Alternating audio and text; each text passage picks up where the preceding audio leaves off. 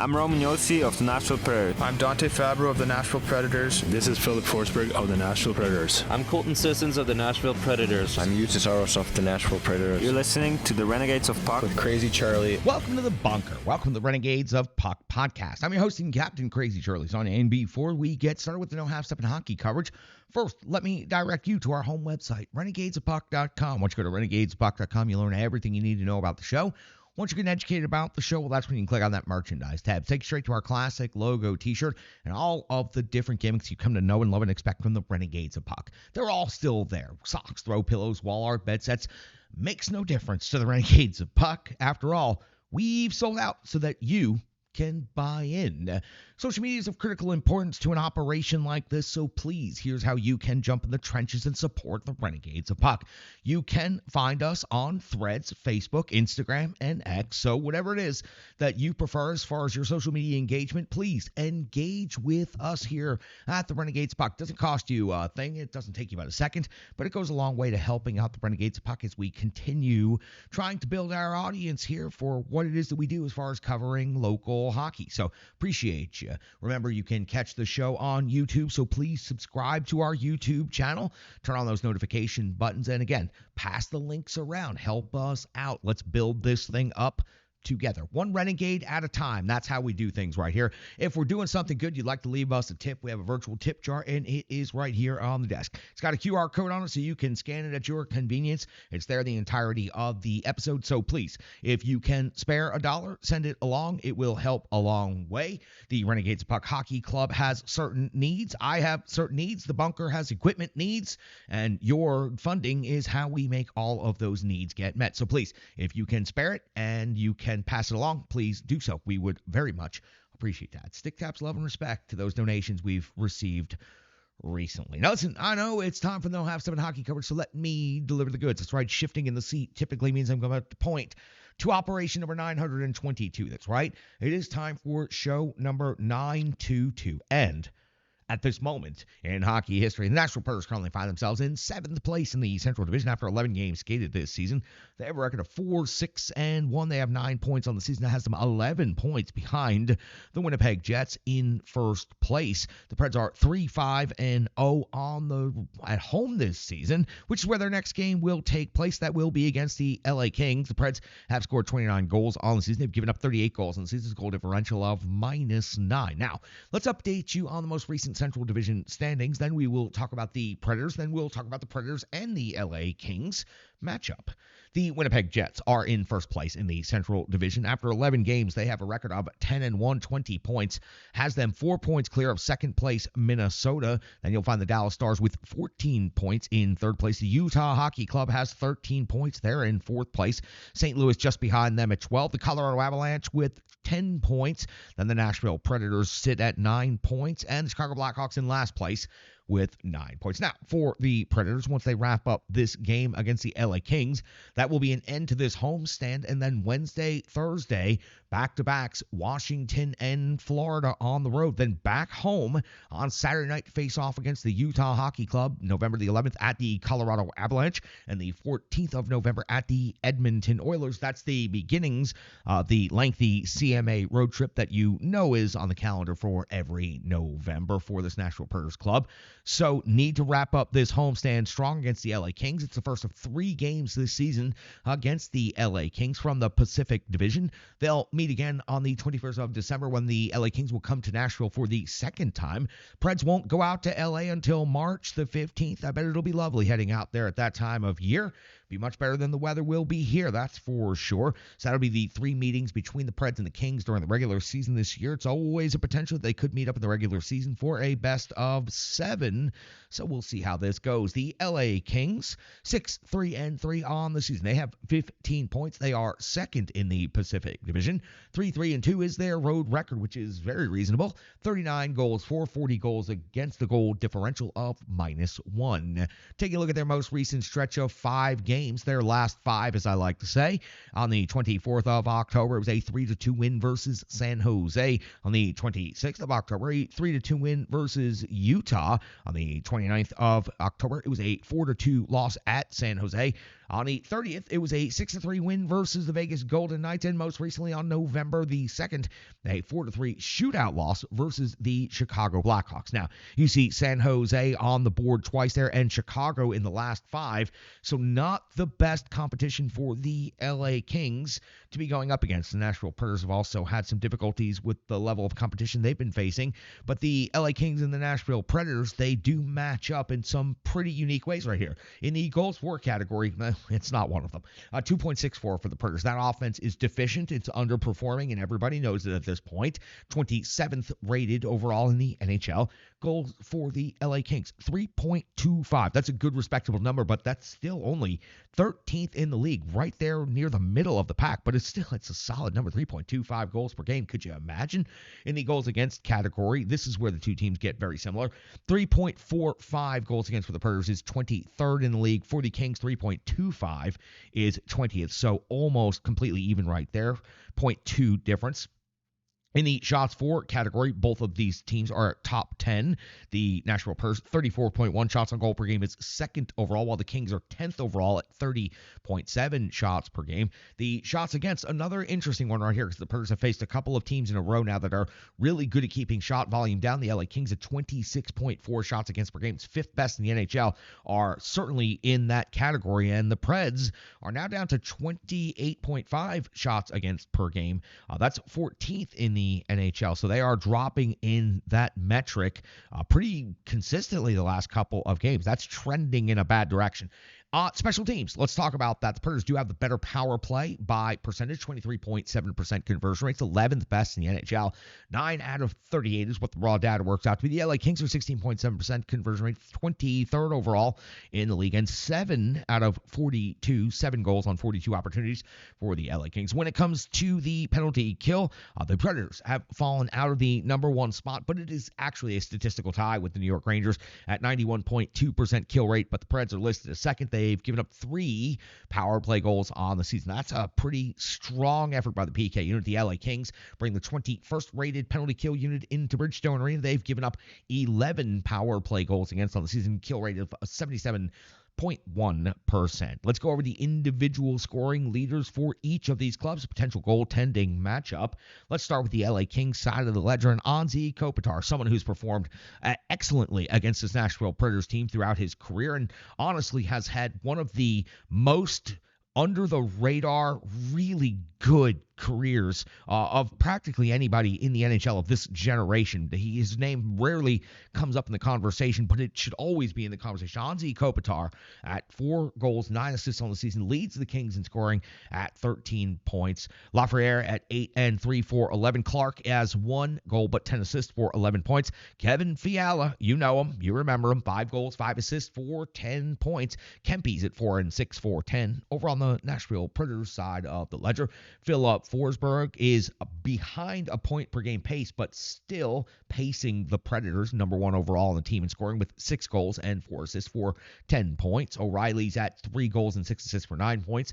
Gus Nyquist continues being a conversation right here with me. 4 goals, 3 assists, 7 points, even though he's had his minutes diminished due to the star power that's entered the lineup this season. Marchessault is at 2 and 5 for 7. The Captain Romeos, he's got a goal finally on the board and 6 assists for 7 total points. Anticipated goaltending matchup sees Kemper with a record of 3-0-3, so no regulation losses for Kemper on the season. 3.11 goals against average, 8.90 save percentage. Of course, you know how I feel about the goals against above 3 and the save percentage below 9.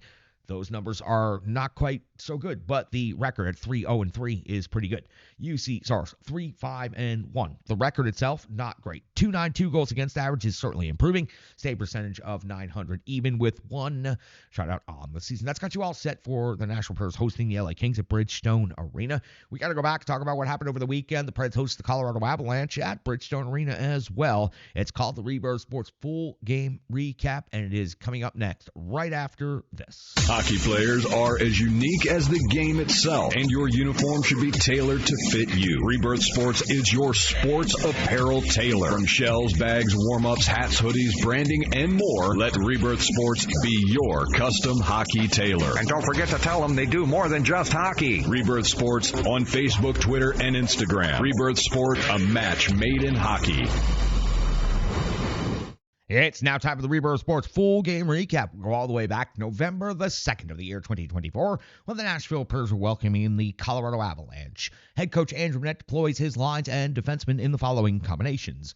Forsberg, O'Reilly, and Nyquist listen up to this new second line. Stamkos, Parsonen, and Marchessault. Jankowski, Novak, Evangelista, Smith, Sissons, LaRue. And then your defensive pairings are Shea and Yossi, Luzon and Carey, Del Gaizo, and Shen. UC Saros gets the starting net on home ice. We are 48 seconds, not 47, but 48 seconds into the first period. And Sanoon coming with a save on March. So it's first shot on goal of the game for either of these teams. And we are underway at 2:08. Sanoon comes up with another save on the captain, Roman Yossi, at 2:48. UC Saros comes with a save on McKinnon. You know, that guy. First shot on goal of the game for the Avalanche. First touch of the game for UC Saros, 2:56. The first period. Now UC Saros comes with a save on Sam Girard. Forsberg clears the puck off of the goal line. Incredible scoring opportunity. Even better awareness by Philip Forsberg to help his goaltender out in this situation. We go to the 5:07 mark now. The first period, UC Saros coming up with a save on Kelly at 8:08 of the first. Sanoon comes up with a save on the captain, Roman Yossi, at 13:25. Sanoon comes up with a save on Jeremy Luzon in 14:42 of the first. It is UC Saros coming with a save on Kivarant at 15:45. It's Sanoon coming up with a save on Luke Evangelista, continuing his noticeable play as of late. Luke Evangelista, another good scoring opportunity right here in the first period. 18:53 of the first period. It's Sanoon coming up with a save on Parsonen's backhand jam. Absolutely outstanding scoring chance by Parsonen right here. Great jam. We hit the end of the first period. There's not any score in the game at this point. The Nashville Preds are out shooting the Colorado Avalanche 11-8, but UC Saros is definitely coming up with some big touches early in this game. We head to the middle frame of this game in the clean sheet. We start at 47 seconds in, and we find UC Saros coming with a save on Ivan's deflection at 1:46 of the second. Stamkos is off to the box. 2 minutes for hooking. We've got our first special teams scenario, and it is favoring the Colorado Avalanche. But then it is Ivan picking up a penalty, 2 minutes for holding. So after just 7 seconds of power play time, we hit the 4-on-4 scenario. And that's where we find Philip Forsberg picking up a penalty, 2 minutes for holding. And that's going to create a 4-on-3 power play for 1 minute and 14 seconds in favor of the Colorado Avalanche. And the Colorado Avalanche are going to take advantage with that extra time and space. Cale Makar with his 5th goal of the season. The look-off and strong release. He's one of the best in the game, and he's got his 5th goal of the season, opening up the score for the Colorado Avalanche, giving them a 1-0 lead on the 4-on-3 unusual power play. Now 4:43 of the second period, back to even strength hockey after that special teams bonanza. And it's UC Saros coming up with a save on McKinnon at the 5:36 mark of the second. It's Sanoon coming up with a save on Jonathan Marchessault at 8:26 of the second period. It's Ludwig off the box, 2 minutes for tripping on Philip Forsberg. And this is where we find Steven Stamkos going to work. Everyone knows the location. Everyone knows the destination.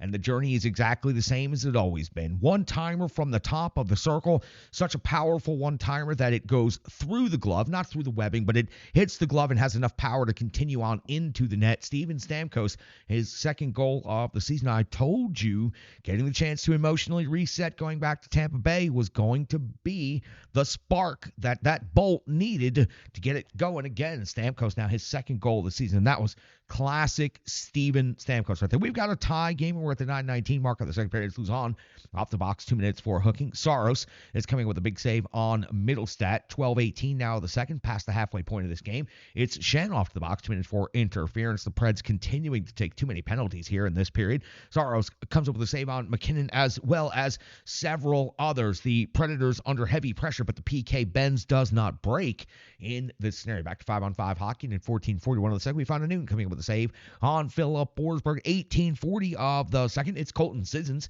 with his 1st goal of the season. The Sheriff is on the board with a low slot tip off of Del Gaizo's long shot. So Del Gaizo also on the board with an assist on this play. For Colton Sissons, taking this point in the season to get his first. I know that had to be frustrating, but he is on the board right now. And the 4th line out there producing. Nashville Predators now lead 2-1 over the Colorado Avalanche. Shots on goal after 2 periods. The Avs are at 20 and the Preds are at 16. So the Avs added 12 shots on goal in the second period, and UC Saros had to be incredibly strong, especially in the shorthanded scenarios. We go to the third period, and we start with the Preds leading by 1 and 18 seconds in. It's UC Saros coming in with a save on Cale Makar, a really strong scoring opportunity at the beginning of the period here for the Avalanche. 1:57 of the third now. It's Saros coming with a save on Kelly. 3:43. Newton comes up with a save on Philip Forsberg at 4:48 of the third period. It's Kivarantov to the box. 2 minutes for high sticking, and that's where we find the captain, Roman Josi, going to work on the power play, picking up his first goal of the season, and he put it all into this one. It was a high slot bomb of a release by the captain, Roman Josi, for the power play goal, putting the Predators ahead 3-1. So the Preds now with 2 power play goals in this game. 8:29 of the third period. Newton coming up with a save on Smith. At 10:35, it's Saros coming up with a save on Rantanen's deflection. Again, the Colorado Avalanche continuing to get good close-range scoring chances. At 12:29 of the third, it's Newton coming up with a save on Philip Forsberg. We go to the backside of the sheet. We find at 15:19 of the third period, Saros coming with a save on Girard. At 17:43 of the third period, though, it's McKinnon with his 6th goal of the season. To be honest with you, this was just sick, and you have to take a moment to appreciate a blind backhand along the goal line. First of all, the nature of the sharp angle to be able to hit it from there, even when you were looking at it, is incredibly difficult. But with a player of his high skill, able to not even look at the net, but take that backhand, it goes high off the shoulder of Saros into the net. Truly a remarkable goal, almost a trick shot, if you will. But when you are as high-skilled as McKinnon, they all kind of end up looking like trick shots. His 6th goal of the game cuts the Preds lead to 1. It's 3-2 now in favor of Nashville. We're back to it. We're at the empty net scenario. 6-on-5 for the Nashville Predators. Philip Forsberg picks up his 6th goal of the season, an empty net goal right there. He rolled that puck in. Good control of that one. That gives the Preds back their 2-goal lead, 4-2. And then at 19:19, Gus Nyquist continues making his case for why he should be out there more often. 4th goal of the season, also an empty netter. So the Preds add 2 empty netters at the end of this one to make the score look a little more lopsided than it truly was. A 5-2 victory for the Nashville Predators on the home rink. They do get outshot 30-25, second game in a row where the Predators have not put up a very good shot volume, but they did come away with the victory, and that is what matters most. Forsberg, his 6th of the season, ends up being a really important one to seal this one and allow the Bridgestone Arena crowd to get on out of there and enjoy the rest of their Saturday. That's going to do it for the Reverse Sports Full Game Recap. We've got analysis, box score, and so much more, and it's coming up next on the Renegades of Puck podcast. Hello, hello, hello. I'm Tracy, owner-operator of Strong Style Fitness. And that's me and my training assistant, Rizzo. And we are here to bring you fitness that meets you where you are by offering circuit classes, bar-inspired classes, Tabata workouts, boot camps, guided stretching, and more, all taught by a certified personal trainer, me. To learn more, go to our website, strongstylefit.com. Subscribe on YouTube at Strong Style Fitness. Follow on social media at Strong Style Fit. But most importantly, let's get you moving. It doesn't matter if it's your first workout or you've been doing it for years. Strong Style Fitness has the workout that meets you on your journey and helps you along the path to a happier, healthier life. I understand where you've been, what you were going through, and where you were going, and I want to take you there. We'll see you on the mat. Mwah. Welcome back in Renegades of Puck podcast. That was the Rebirth Sports Full Game Recap. Now we will talk about some analysis, then we'll get to the box score, and we'll get to the close of this particular episode pretty quickly here. UC Saros goes 28 out of 30 in net and picks up the victory. An outstanding performance all the way around. The second goal against comes late in the third period. Yes, it certainly rose the tension, brought the tension up in the building for a couple seconds, but then 2 empty netters made it seem like not a big deal, and it seemed like now we can react appropriately to it. To what a hell of a trick shot by McKinnon. Again, I use trick shot because for a normal hockey player, that would be a trick shot. For Nathan McKinnon, that's just simply a blind backhand along the goal line on net that just goes right in. So I felt that UC Saros was pretty damn strong in this one. When the Predators were shorthanded, UC Saros came up with a couple of big saves. Did get some defensive support from Philip Forsberg clearing a loose puck off the goal line, and the defensemen were also giving up the body and sacrificing, but it all starts in net with UC Saros. That's where the conversation starts. 28 out of 30 gives him an in-game save percentage of .933. So that's a great job by UC Saros, picking up his third victory of the season. Let's talk about the captain, Roman Josi, as the first bullet point for the analysis on the skaters. With a goal and an assist, 2 points, led his team with the game-winning goal. His first goal of the season. It was an absolute bomb. Maybe after seeing Steven Stamkos do that thing just a little bit earlier, Roman Josi was like, I know how to do that same thing, and he certainly does, and he did, and it was successful. So the game-winning goal was a part of 4 shots on goal and a total of 24-10 in time on ice for the captain, Roman Josi. Again, leading the way, 5th on the team in scoring, finally breaking through to get his first goal of the season. Roman Josi typically goes on some really good, consistent statistical runs. So getting through on that first goal, and perhaps the Predators starting to click and find some chemistry in a couple of other ways, you might see the captain, Roman Josi, start to pile up some points pretty quickly. Let's talk about Steven Stamkos. I already mentioned Steven Stamkos did it. Roman Josi did it as well. And what did they do? They each scored a goal in this game on the power play. Also, each picked up an assist for 2 total points. That power play one-timer was as classic and cliche as a Steven Stamkos highlight could possibly be. When they show his Hall of Fame video, that could just be the selection from the Nashville Predators era of his career that they utilize. What an absolute rocket from the top of the face-off circle.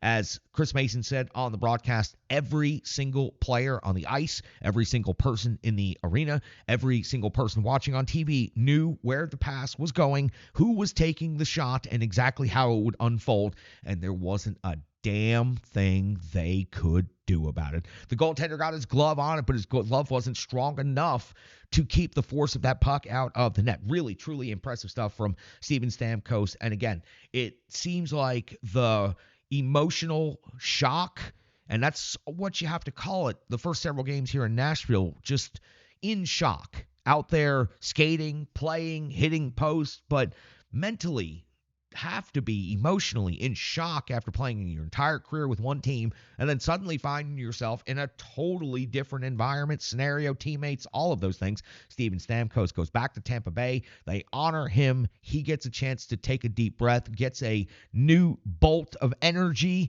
in him, and now I think that his Nashville Predators era can truly begin. This is why you shouldn't be so hypercritical in the first 10 games of a player joining a new team, especially in this particular situation. But that Stamkos one-timer, it's something everyone should get a chance to take a look at and watch, and you know that's going to make probably the season-ending highlight reel. And again, at the Hall of Fame, when they show the video and they show Steven Stamkos' Nashville Predators era, that shot right there against this Avalanche team, that very well might be one of the highlights that they show. Hope you enjoyed it as much as I did. Clearly, it's worth talking about. Come on now.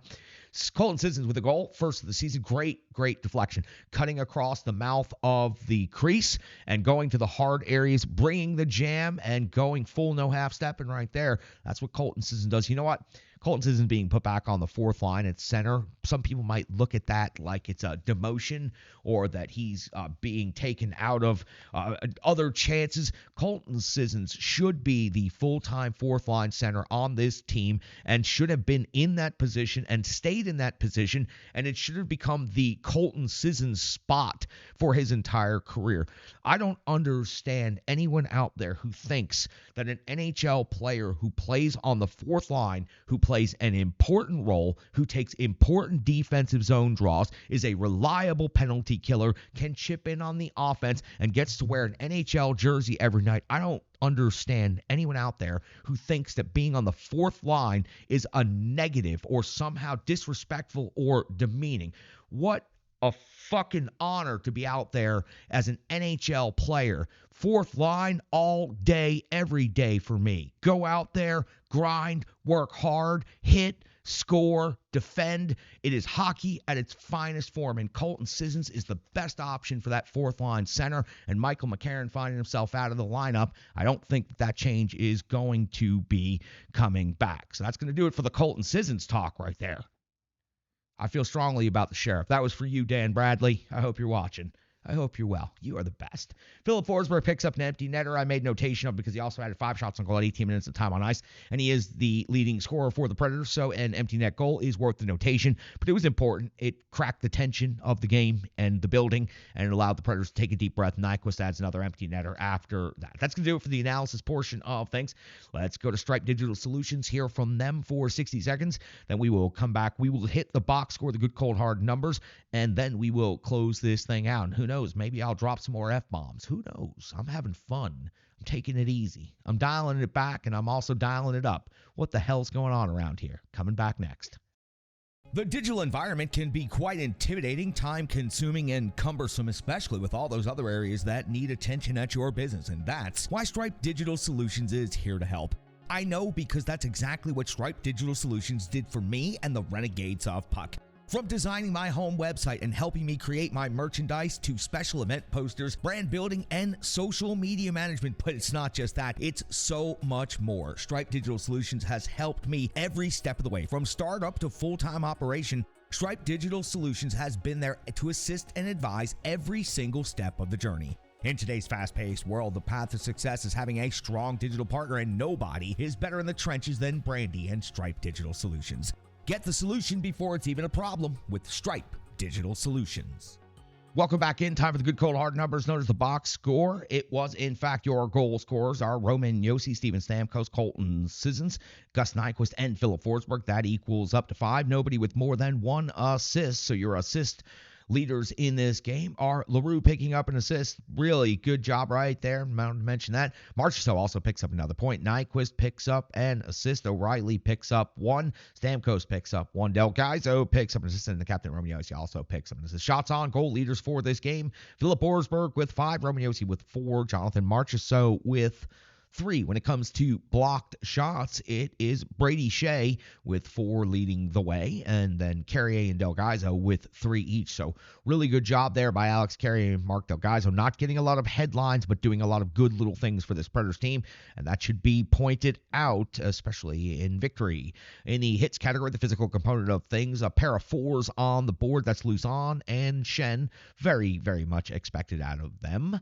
Del Gaizo with 3, and also Parsonen with 3. Good to see Parsonen getting some physical opportunities, using that big frame on offense, on defense. He was really using his size, and it's good to see. Give him more opportunities. He deserves more opportunities, and he's going to earn those minutes. The more minutes you give him, the more he's going to show what he can do out there. And I really hope that the Predators coaching staff recognize that he is a prospect that's ready to pop. Let Parsonen go. Keep him on that second line for a couple of games with Stamkos and Marchessault and see what kind of chemistry they can develop together. Your time on ice leaders for this game, 19-20 out of the forwards was your top, so Riley was one who skated that. 18-39 for Marchessault, 18 minutes even for Philip Forsberg. Over on the defensive side of things, not a shock to see the Captain Roman Josi leading the way at 24-10. 23-04 for Alex Carrier. Great job by Alex Carrier in this game. 20-40 for Luzon. Power play time on ice. The power play was 2 out of 2 in this game, and I'm going to give